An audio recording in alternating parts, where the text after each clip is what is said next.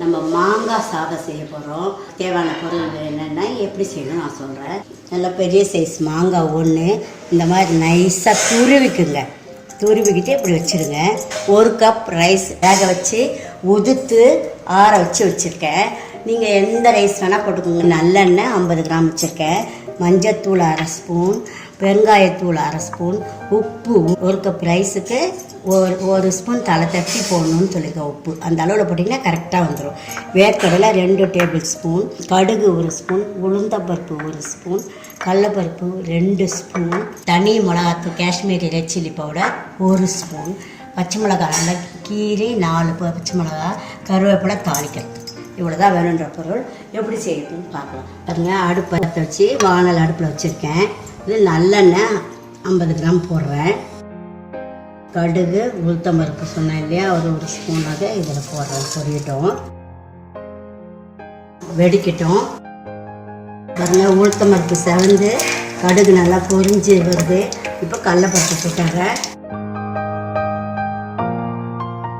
வேர்க்கடலை நீங்கள் வறுத்த வேர்க்கடலை இருந்தால் கூட போடலாம், தப்பு இல்லை. ஆனால் போட்டுட்டு உடனே இது பண்ணிவிடுங்க, ரொம்ப நேரம் வைக்காம. பச்சை மிளகாயும் கருவேப்பிலை, மஞ்சத்தூள் போடுறேன்.